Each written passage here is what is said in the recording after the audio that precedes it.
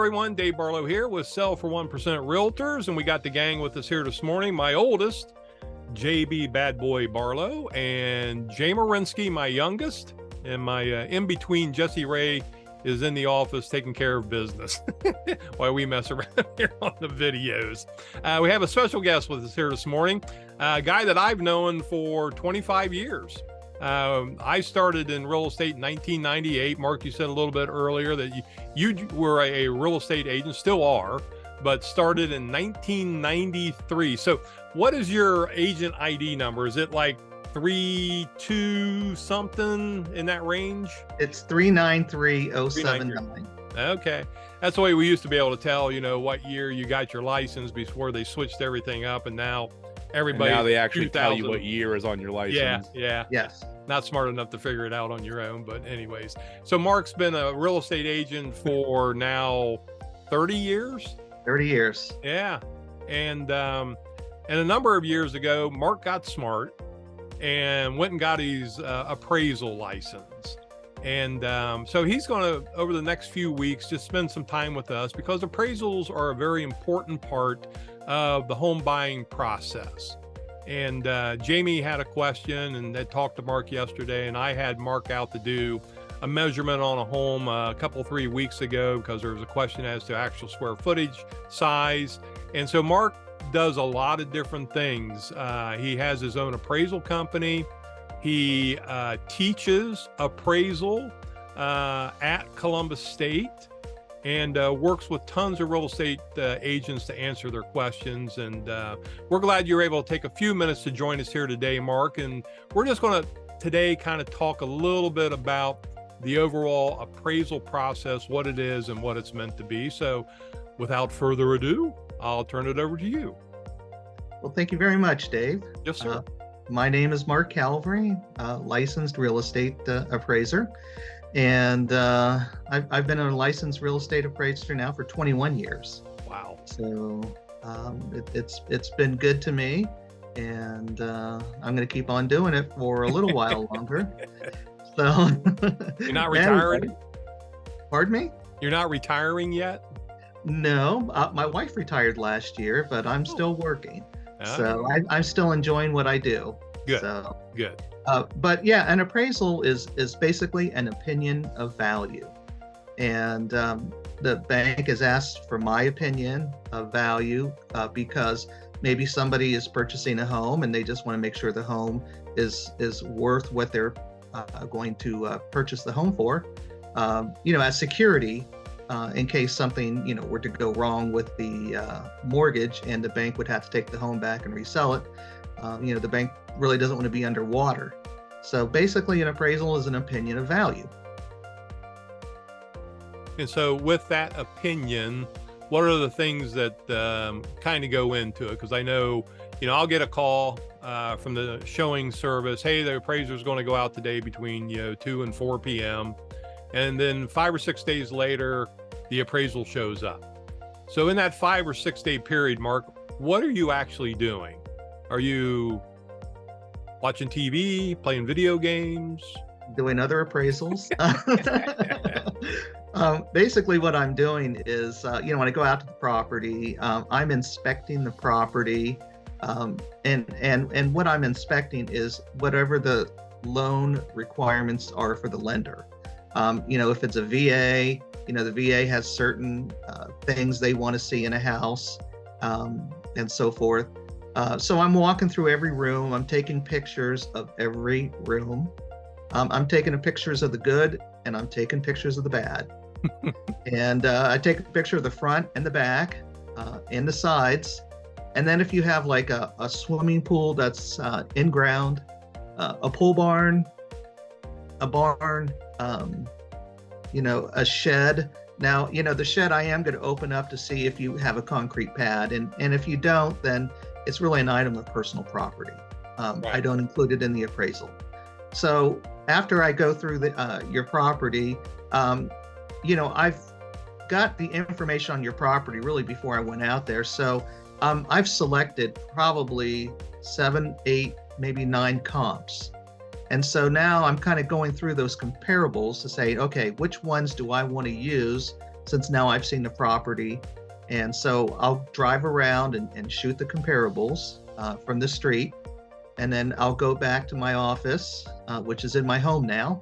And I will, look at the interior photos that are on the multiple listing.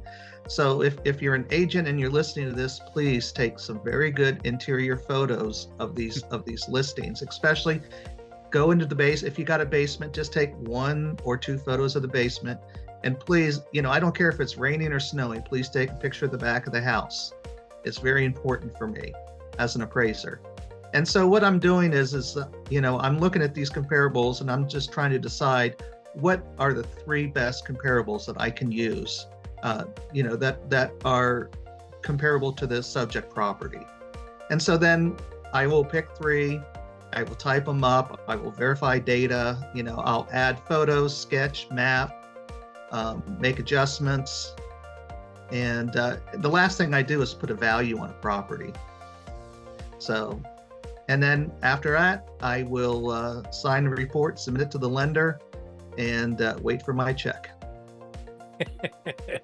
Or for a real estate agent to say, hey, I think you might be wrong. Would you reconsider your value, please? Actually, I will. I do a lot of work for Veterans Affairs. Good. And one of the things they have is something called Tidewater. And if I come in low, on a purchase, I have the responsibility to contact the lender and say, hey, do you have any comparables for me? When the lender hears that, they know exactly what I'm doing. And they will reach out to the builder, they will reach out to the real estate agents and say, hey, the appraiser needs comparables. Please send the appraiser comparables. And then they'll send them to me. I will look at them. I might grid 1 or 2 that they send me on the appraisal and see where it ends up. And then we just go from there. Sometimes I've increased value. I find out where some of this comparable sales the real estate agent gives me, I see where they came from, and I'll agree with them. Okay, sometimes they'll send me sales that just don't make any sense. Okay, they've gone further out just to try to find value. Okay, I can't walk away from sales, in the area that help support the value of the subject property just because you sold it for $25,000 more than list price. I'm not going on the other side of the county to find sales. So, and that happens. Okay. Well, sure. So the VA would rather have the appraiser and the lender and the real estate agents work it out before they get involved. Right. So, well, that's cool. Yeah. That's a good way to do business. It is. And so I agree. You do purchases of existing homes, you do new builds, you do VA, FHA. No FHA. Oh, you don't do FHA. No, you got smart. You know what? I would need to upgrade my license, and that's not a big deal. It's just, FHA is a part of the process, but it's not a big part of the process. Right. So do you do any USDA? No. Okay. I have done USDA in the past, but they usually want to use an appraiser that also does FHA. Okay. So, but I've done FHA in the past before they've changed the rules. Right. The one thing I don't really like about FHA is they want me to be like a home inspector. I'm supposed to open a window in every room. I'm supposed to check the electrical outlet in every room. They want me to run the furnace. Now, if it's 80 degrees outside, I'm not gonna be able to run the furnace, but they want me to run the air conditioning and so forth. And, check for handrails. Yeah, handrails, chipping paint and so forth. And I'm not a home inspector. Okay. Now the VA, I kind of have to do similar things, but the VA doesn't require any tests. So I don't have to test outlets. I don't have to test the furnace or the air conditioning. Okay. Because, the VA is smart in my opinion, because they don't want to be responsible for, an appraiser, turning on a furnace, leaving it on, and it blows up or something and burns the house. Right. Okay. We don't want that to happen, Right. because with FHA, you have to have the utilities on. With VA, you do not. Okay. Now, Yeah, sometimes the lender, sometimes the lender will say, would you please, check to see if the utilities are on and test the utilities. And, I will do that, but it's not a requirement of the VA to have That's a utilities big on. misconception. I think that a lot of not only owners that shy away from VA deals, but real estate agents that probably don't realize VA is probably a little bit easier to get done than an FHA deal. I just had one where I had to drive to Lancaster to turn on a 1977 air conditioner, and I'm not making that up, to get it to pass FHA. So what you're saying, if it was VA, I would not have had to drive down to Lancaster at 2 a.m. the night before the appraisal. Correct. Yeah, that's interesting. That's a nice little golden nugget to give to sellers. Right. And, Well- and you guys probably sell home warranties anyway. So, really, if there's something wrong with, and usually the buyer has a home inspection. So if there's something wrong with the air conditioner or the furnace or something, hopefully that'll be addressed. Not through the appraiser, but through, buyer and seller negotiations and a home warranty possibly. Well, but if you get the government involved in anything, then, they're poking their nose into things that it really makes no difference. Like you say, I don't know that probably of the 4,000 or so houses that I have sold, I may have sold less than 5 that did not have a home inspection. And so I think you're exactly right. That makes all the sense in the world to me. Why does the appraiser have to be on that? It makes no sense.